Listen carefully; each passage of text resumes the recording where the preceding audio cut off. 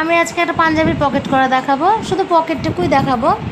তো এখানে দেখো আমি এটা কেটে নিয়েছি, যারা কাটিংটা দেখতে চাইছো বলবে, আমাকে বলবে। তো আমি এই দুই দিক মুখ সেলাই করে নিচ্ছি, একদিক সেলাই করে আরেক দিক আমি সেলাই করে নিচ্ছি। খুব সরু করে সেলাই করতে হবে।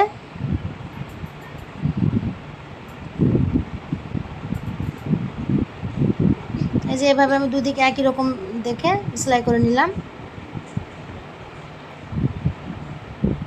এবার এই যে নিচে কাপড়টা, এই কাপড়টাকে আমি ভাঁজ করে নিয়েছি, যত বড় আমি পকেট করবো ততটা ভাঁজ করে নিলাম। দিয়ে এই পাশটার ও পাশটা আমি সেলাই করে দেবো। এই পাশটা আমি সেলাই করে নিচ্ছি প্রথমে এই দিকটা আমি সেলাই করে নিচ্ছি।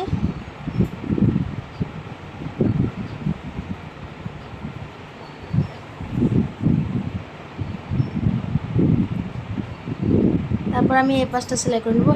এই মিডিলটা কিন্তু সেলাই দেওয়ার প্রয়োজন নেই, যেহেতু কাপড়টা আমার গোটানো আছে, ওখানে ভাজে আছে কাপড়টা। শুধু দুই পাশটা সেলাই করবো, ওই পাশটা আর এতে এই পাশটা সেলাই করছি। এখানে মুখের কাছে পাক্কা সেলাই বা ডবল সেলাই দিয়ে দিলাম। এবারে এই যে পাঞ্জাবের এই নিচটার সাথে ধরে এইভাবে সেলাই করছি, দেখো পাঞ্জাবের সাথে ধরে সেলাই করছি। এই জায়গাটা খুব একটু ধরে ধরে সেলাইটা করতে হবে, নাহলে মুখটা সেলাই হয়ে যাবে, তখন পাঞ্জাবিতে মানে পকেটের মধ্যে হাতটা ঢুকবে না। এদিকটা আমি সেলাই করলাম, আবার এদিকটা করে নিচ্ছি। দুই দিক ধরে সেলাই করব, তাহলে পকেটের ওই উপর দিকটা ফাঁকা থাকবে।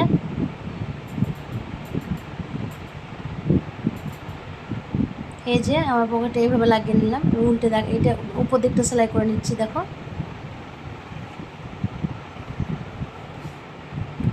পাঞ্জাবের কাপড়টাকে সরিয়ে খুব সুন্দর করে ধরে সেলাইটা করতে হবে।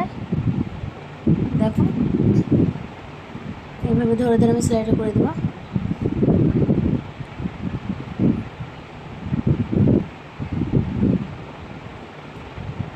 যাতে পাঞ্জাবির উপরে না মুখটা বন্ধ হয়ে যায়, খুব ধরে ধরে সেলাইটা করতে হবে।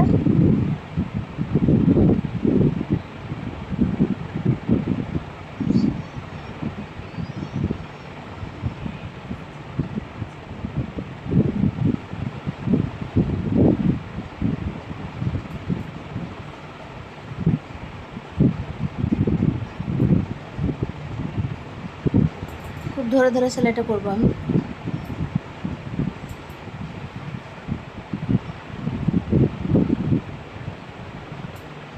এই যে সেলাইটা হয়ে গেল আমার। এই যে পাঞ্জাবিতে আমি খুব সুন্দর করে একটা পকেট করে নিয়েছি।